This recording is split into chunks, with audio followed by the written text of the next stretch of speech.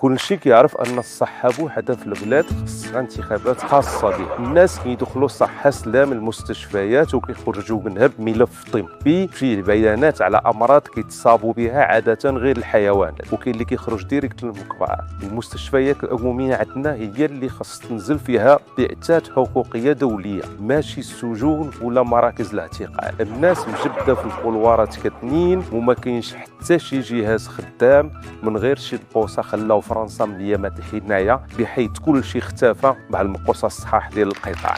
السي الوزير، الحكومه ديالكم اللي سايره كتخسر الملاير على التيرانات والمواطنين كيموتوا على ابسط الامور الطبيه اللي موجوده في اصغر مستوصف اوروبي، كيفاش هاد القضيه؟ لما تقولها السي جمال وعير قول لي شكون الوزير اللي غادي يقدر على المافيات ديال المصحات الخاصه ومختبرات الادويه؟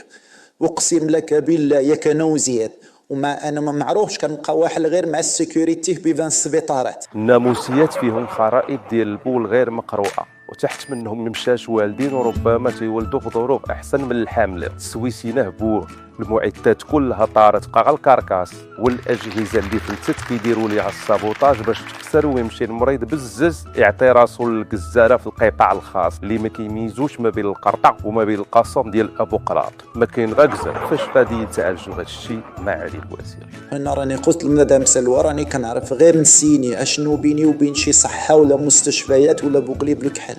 قالت لي راه السياسه بحال شرب الماء، دابا بان لي الماء اللي غادي نشرب هو ديال البرقلاق ملي غيلوحوني فيه المواطنين بالشرطه. لا ماشي حتى لهاديك الدرجه مع علي الوزير. المهم هاد الايام تخرج بالكاسك ديال الموتور. السياسه هادي عاوتاني ما تعرفش كاين. اش بين اخويا جانا وبين شي سياسه؟ انا حتى الاخبار ما كنتش كنتفرج فيها. واش انا جيت باش ندوز الاخنوش الصفقات ديال نسيبو ديال الدواء نولي انا واكب في الفداء وكل شيء اخويا يدوز حتى البرقلاق ما معناش.